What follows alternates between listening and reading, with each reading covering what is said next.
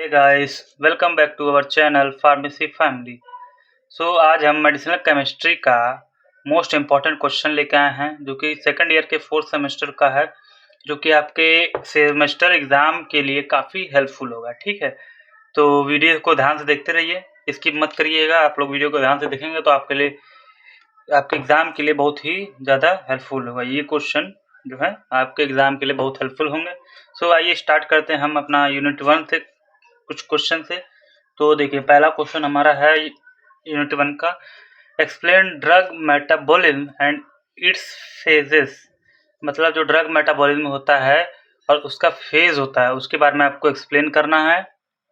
ठीक है, फिर सेकंड क्वेश्चन हमारा, discuss factor affecting drug metabolism include stereochemical aspect. आप लोग को डिस्कस करना है फैक्टर अफेक्टिंग ऑफ ड्रग, जो ड्रग मेटाबॉलिज्म को फैक्टर अफेक्ट कर रहा है, जो फैक्टर जो है जो ड्रग मेटाबॉलिज्म को अफेक्ट कर रहा है, ठीक है, उसके बारे में हमको डिस्कस करना है। किसको इंक्लूड करके? स्टेरियोकेमिकल एस्पेक्ट के अनुसार हमको factor affecting of drug metabolism के बारे में आपको बताना होगा। ठीक है, फिर हमारा नेक्स्ट क्वेश्चन आता है, explain physicochemical properties. Explain physicochemical properties in relation to biological action. Biological action में फिजियोकेमिकल प्रॉपर्टी क्या होती है, उसको एक्सप्लेन करना है। ठीक है, इसके बारे में करना है। फिर नेक्स्ट क्वेश्चन आता है हमारा 4। तो इसमें क्या है, detail about isosterism and bio isosterism with example. इसमें आप लोग ये कर सकते हैं, एक तो हो सकता है कि इसके बारे में आप लोग एक डिटेल में नोट्स बना दें, या तो ये कर सकते हैं कि पहले इसके इन दोनों के बीच में डिफरेंस बताने के बाद उसके जो भी आगे के अनुसार एक्सप्लेन करना है उसको कर सकते हैं। ठीक है, फिर हमारा आता है नेक्स्ट क्वेश्चन आता है हमारा फिफ्थ क्वेश्चन है, describe geometrical isomerism in relation to affect biological activity.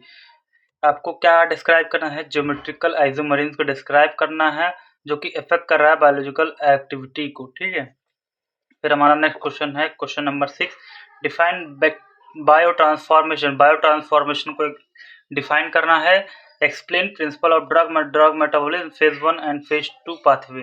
तो फेज 1 और फेज 2 पाथवे है, उसके प्रिंसिपल को क्या करना है? एक्सप्लेन करना है। फिर उससे पहले आप पहले बायो ट्रांसफॉर्मेशन लिखेंगे, उसके बाद आप करेंगे कौन कौन सा प्रिंसिपल है जो कि फेज 1 फेज 2 पाथवे को क्या कर रहा है, उसके प्रिंसिपल क्या है। ठीक है, नेक्स्ट क्वेश्चन हमारा है क्वेश्चन नंबर 7।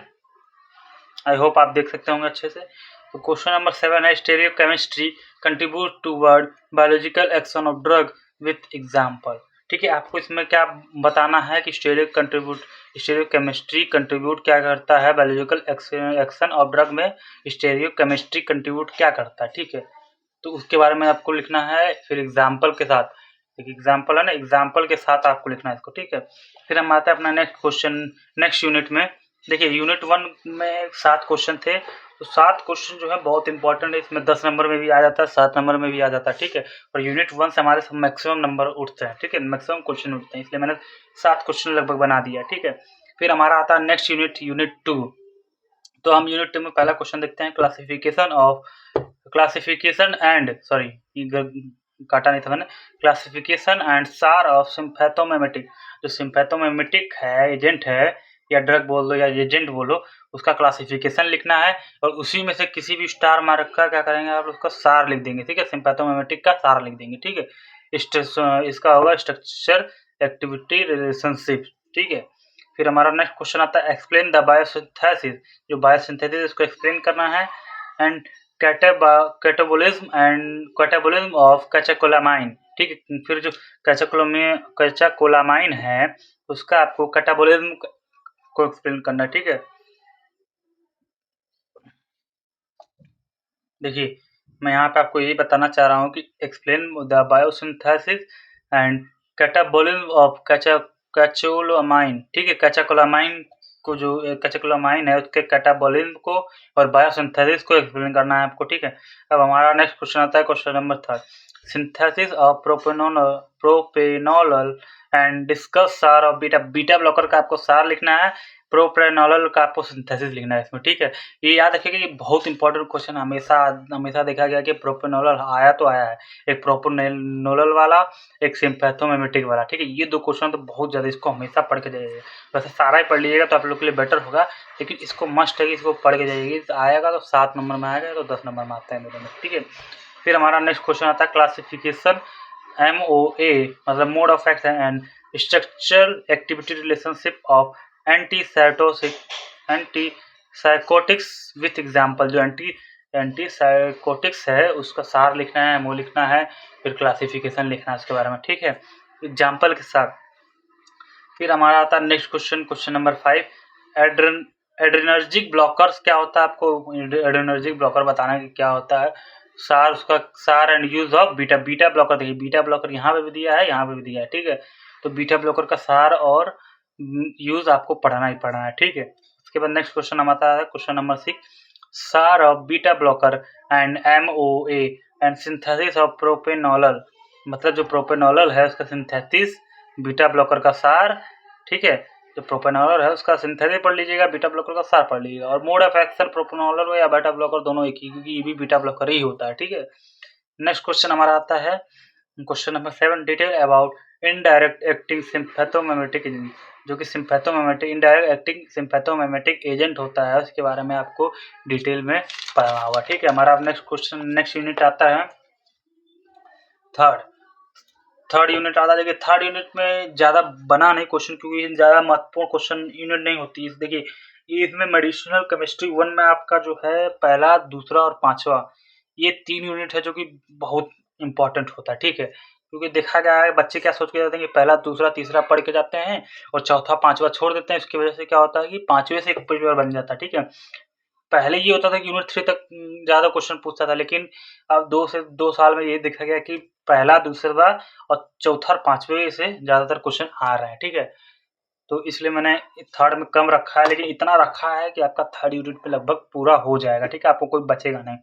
तो यूनिट 3 का पहला क्वेश्चन हमारा है chemical structure and MOA and synthesis and use of carbachol and procyclidine. जो प्रोसाइक्लिडीन है और कार्बाचोल है उसका use, chemical structure, MOA, synthesis, 3 चीज आपको इसमें लिखनी है, ठीक है। फिर हमारा नेक्स्ट क्वेश्चन आता है classification of parasympathomimetic with example and structure right synthesis of carbachol, ठीक है। तो इसमें आपको बता दूं, जो फर्स्ट सेकंड यूनिट में आपने सिम्पैथोमिमेटिक पढ़ा है और इसमें आ गया पैरासिम्पैथोमिमेटिक, तो इन दोनों में से एक क्वेश्चन हमेशा फंसेगा आप लोग का, ठीक है। एक ये वाला और एक इससे पहले वाला, देखिए कहाँ गया सिम्पैथोमिमेटिक। ये इन दोनों में से क्वेश्चन कोई ना कोई क्वेश्चन, एक क्वेश्चन आता ही आता है साधारण नंबर में, ठीक है। या तो ये पूछ देगा या तो सिम्पैथोमिमेटिक वाला पूछ देगा आपके लिए, ठीक है। फिर हमारा आता है नेक्स्ट क्वेश्चन नंबर 3 आता है MOA synthesis and use of dicyclomine hydrochloride and carbachol. का देखो कार्बाचोल का यहाँ भी पूछा, यहाँ भी पूछा, यहाँ भी पूछा, तो कार्बाचोल का मतलब ये हो गया कि कार्बाचोल आ ही रहा है, ठीक है। तो इन सब के ये भी आपको पढ़ना है, mode of action, synthesis and use क्या होता है कार्बाचोल का, डाइसाइक्लोएमाइन हाइड्रोक्लोराइड का क्या यूज होता है, ये सब आपको पढ़ना पड़ेगा। फिर हमारा नेक्स्ट क्वेश्चन आता है यूनिट 4। देखिए यूनिट 4 से मैंने 6 क्वेश्चन बनाए हैं, ठीक है। यूनिट 4 से मैंने 6 क्वेश्चन आप लोगों के लिए बनाए हैं। तो पहला यूनिट 4 का क्वेश्चन, पहला इंपॉर्टेंट क्वेश्चन है classify sedative and hypnotic synthesis MOA and use of डायजापाम। पहले आपको क्या करना, सेडेटिव और हिप्नोटिक को क्लासीफाई करना है। क्लासीफाई करने का मतलब ये नहीं कि जो क्लासिफिकेशन पूरा है उसके बारे में लिखें।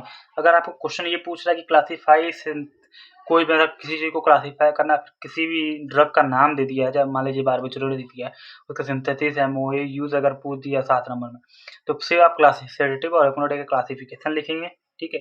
उसके बाद सिंथेसिस आएंगे, डायजापाम, जैसे डायजापाम की सिंथेसिस में आ जाएंगे और उसका MOA लिखेंगे एंड उसका यूज लिखेंगे, ठीक है। फिर हमारा नेक्स्ट क्वेश्चन आता है, सेकंड क्वेश्चन है classify anti convulsant and synthesis of phenytoin, ठीक है। फेनिटोइन का सिंथेसिस लिखना है, ठीक है, और क्लास एंटी कॉन्वोल्यूसेंट का आपको क्लासिफिकेशन लिखना है, ठीक है।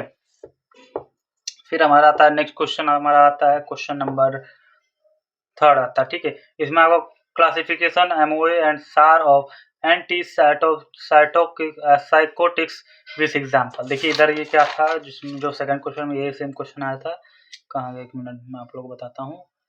एंटी, ये देखिए ये है हमारा यूनिट 3 का है। मैं यहाँ पे लिखना भूल गई, ये यूनिट 3 का क्वेश्चन है, ठीक है। मैंने गलती से इसमें लिख दिया, मैंने ध्यान नहीं दिया, ठीक है, इसलिए मैंने इधर भी लिख दिया है कि बात ध्यान रहे आप लोग को, ठीक है। ये देखिए, फिर हमारा नेक्स्ट क्वेश्चन आता है नोट ऑन मेडिसिनल केमिस्ट्री, ठीक है। Note on medicinal chemistry of barbiturate, जो बारबिचुरेट है उसकी मेडिसिनल केमिस्ट्री पे नोट्स लिखना है आपको, ठीक है। फिर हमारा नेक्स्ट क्वेश्चन आता है क्वेश्चन नंबर 5। देखिए इसमें क्या है, सिंथेसिस एमओए एंड यूज, ठीक है। सिंथेसिस एमओए एंड यूज लिखना है किसका, क्लोरोप्रोमाजाइन, ठीक है। इसको अगर पढ़ना है तो आप लोग इसको तोड़ के पढ़े, जैसे देखिए क्लोरो हो गया, ये प्रोमा हो गया, जीन हो गया, ठीक है। क्लोरोप्रोमाजीन, ठीक है, इस तरह पढ़ेंगे। सेकंड वाला आता है कार्बामाजेपाइन, ठीक है, कार्बामाजीपाइन, ठीक है, कार्बामाजीपाइन। इन दोनों का आपको सिंथेसिस एमओ एंड यूज लिखना है, ठीक है। फिर नेक्स्ट क्वेश्चन आता है बारबिचुरेट का सार भी पढ़ लीजिएगा, सिंथेसिस पढ़ लीजिएगा, यूज पढ़ लीजिएगा। क्योंकि कभी कभी होता है मैंने उसमें लिखना भूल गया हूँ, लेकिन इसमें बोला था कि सिंथेसिस यूज एंड सार ऑफ बारबिचुरेट, ये पूछ देता, ठीक है। फिर हमारा नेक्स्ट यूनिट आती है यूनिट 5, लास्ट यूनिट है आपकी, ठीक है, और सबसे ज़्यादा इंपॉर्टेंट यूनिट है। तो यूनिट 5 में हमारा पहला क्वेश्चन बनता है क्लासीफाई एंटी इन्फ्लेमेटरी एजेंट क्या होता है, उसको क्लासीफाई करना है। फिर structure MOA and synthesis of ibuprofen, ठीक है, आइब्यूप्रोफेन के बाद का सिंथेसिस, स्ट्रक्चर और यूज और एमओए, तीनों चीज़ याद कर लीजिएगा, ये चीज़ लिखना ही होगा आप लोग को। फिर हमारा आता है नेक्स्ट क्वेश्चन आता है second, SAR of morphine analogues, मतलब मॉर्फिन एनालॉग का आप लोग को सार लिखना है। Mode of action and synthesis of fenethylline, ठीक है, फेनाटाइलिन का आपको मोड ऑफ एक्शन सिंथेसिस आपको लिखना है इसमें, ठीक है। ये याद रखिएगा, ये और ये बहुत इंपॉर्टेंट क्वेश्चन है, आप लोग को हमेशा पढ़ के जाना है। आप लोग ये मत सोचिएगा कि नहीं यार ये नहीं आएगा, लेकिन जो सोच के जाएंगे वो आज नहीं आता है, ठीक है। तो कन्फ्यूजन मत रहिएगा इन दोनों के बारे में एकदम। देखिए अगर आपको आखिरी में तैयारी करना है तो आपको इंपॉर्टेंट क्वेश्चन पूरा पढ़ना ही पड़ेगा। अगर आपने इंपॉर्टेंट क्वेश्चन पढ़ लिया तो आप लोग के लिए बेटर रहेगा, ठीक है, अच्छे से आप लोग का पेपर निकल जाएगा। तो नेक्स्ट क्वेश्चन हमारा आता है नोट ऑन डिसोसिएटिव एनेस्थेसिक, ठीक है, एनेस्थेसिया हो या एनेस्थेटिक हो दोनों एक ही चीज़ है, ठीक है। डिसोसिएटिव एनेस्थेटिक के बारे में आप लोग को नोट्स लिखना है। फिर हमारा नेक्स्ट क्वेश्चन आता है synthesis and mode of action and use आप लोग किसके साथ, टोलाजाइन का लिखना है, एप्रोटोमेम ब्रोमाइड का लिखना है, ठीक है। हाँ, इसके बाद आता है हमारा क्वेश्चन, देखिए ये जो क्वेश्चन बहुत इंपॉर्टेंट, ये हर बार पूछा गया, ठीक है। NH8 जो है ये हर बार लगभग पूछा ही गया, इसलिए मैंने इसको ऐड कर दिया, इसलिए हाईलाइट किया है कि आप लोग इसको पढ़िए। क्लासीफाई NSAIDs सिंथेसिस ऑफ आइबुप्रोटीन क्या होता है, उसका सिंथेसिस लिखना है, क्लासीफाई करना है इसको, ठीक है। फिर नेक्स्ट क्वेश्चन आता है क्वेश्चन नंबर 6 हमारा, classify general anaesthetic synthesis of halothane. General anaesthetic को देखिए यहाँ पे था आपका डिसोसिएटिव और यहाँ जनरल, दोनों में फ़र्क होता है, ठीक है। जनरल एनेस्थेटिक जो कि जनरल सर्जरी में, माइनर सर्जरी में यूज किया जाता है, जो मेजर सर्जरी होती है उसमें डिसोसिएटिव एनेस्थेटिक यूज होता है, ठीक है। फिर हमारा नेक्स्ट अब यहाँ पे हमारा क्वेश्चन हमारा जो हो वो ख़त्म हो जाता है, ठीक है, ख़त्म हो जाता है। इसी के साथ ये हमारा ख़त्म हुआ। लेकिन आप देखिए नोट में मैंने क्या लिख रखा है, read MOA and use of all static drug name, ठीक है। मतलब ये है कि जितना भी इसमें ड्रग का नाम, जितने भी इंपॉर्टेंट क्वेश्चन में हो चुका है वो तो हो चुका है, उसका आप पढ़ ही लेंगे। लेकिन जो आपके जो मेडिसिनल केमिस्ट्री का सिलेबस है उसमें जितने भी ड्रग के आगे स्टार मार्क लगा, ठीक है। मान लीजिए, एक मिनट बताता हूँ आप लोग को, जिस भी ड्रग के आगे ऐसे करके स्टार मार्क लगा है, ठीक है, उस ड्रग के बारे में आप MOA यूज एंड उसका स्ट्रक्चर भी देख लीजिएगा, ठीक है। MOA एंड यूज हमेशा ये चीज़ आप पढ़ लीजिएगा, ठीक है। क्यों, क्योंकि इसलिए बता रहा हूँ कि 2 नंबर में हमेशा पूछ देता है, उसका स्ट्रक्चर पूछ देता है, यूज पूछ देता है, MOA करके या लिख देगा कि MOA ऑफ बारबिचुरेट, ये 2 नंबर में दे देगा, या इसकी जगह पूछ देगा स्ट्रक्चर एंड यूज बताओ या उसका एडवर्स इफेक्ट बताओ, ठीक है। तो एडवर्स इफेक्ट भी लिख लीजिएगा, एडवर्स इफेक्ट और साइड इफेक्ट दोनों एक ही होता है, ठीक है। इन सब के बारे में आप जरूर पढ़ लीजिएगा, ठीक है। बाकी आज ये हमारा वीडियो यहीं पर समाप्त होता है। सो आप लोग जरूर से देख लीजिएगा, आप लोग चाहें तो इसका स्क्रीनशॉट ले लीजिएगा, नहीं तो फिर मैं आप लोग मेरे इंस्टा ID में डाल दूंगा, उस पर DM करिएगा, आप लोग को इसका PDF आप लोग को मिल जाएगा, ठीक है। सो इसी के साथ आज की वीडियो को ख़त्म करते हुए मैं आखिरी वक्त बात बोलना चाहूँगा। अभी हम नेक्स्ट इसके बाद मैं कल जो है आपके लिए फिजिकल फार्मास्यूटिक्स का मोस्ट इम्पॉर्टेंट क्वेश्चन लाऊंगा। फिर कल के ही दिन मैं बी फार्म फर्स्ट ईयर का भी क्वेश्चन लाने वाला हूँ, इम्पोर्टेंट क्वेश्चन। ठीक है, सेकेंड सेमेस्टर का जो है उनका भी इम्पोर्टेंट क्वेश्चन लाने वाला हूँ। और परसों के दिन हो सकता है मैं आप लोग को कॉपी कैसे लिखनी है, कैसे प्रेजेंटेशन करना है, उसके बारे में लेके आऊँ। ठीक है, तो मेरे चैनल को लाइक करिए, सब्सक्राइब करिए, शेयर करिए। ठीक है, और बेल आइकन को दबाना मत भूलिएगा। अगर बेल आइकन को दबाएंगे तो मेरी नई वीडियो की नोटिफिकेशन आपके साथ पहुँचती रहेगी, आपके पास पहुँचती रहेगी हमेशा। ठीक है, और हाँ, एक महत्वपूर्ण सूचना और कि अगर आप लोग का एग्ज़ाम ख़त्म होने के बाद मैं करीब 15 जुलाई के बाद तो आप लोग का एग्ज़ाम में है। मैं अगस्त से मैं आप लोग के लिए नोट्स की वीडियो भी प्रोवाइड करना शुरू कर दूंगा। PDF उसका मैं चालू कर दूंगा। आप लोग को टेलीग्राम चैनल बना दूंगा मैं, उसमें आप लोग को सारा का सारा नोट्स आप लोग को प्रोवाइड कर दिया जाएगा। ठीक है, सो इसी के साथ मैं आप लोग को अलविदा कहता हूँ। Thank you for watching my channel. Like share and subscribe my channel, our pharmacy channel. ठीक है, सो इसी के साथ आज का वीडियो यहीं पे समाप्त होती है।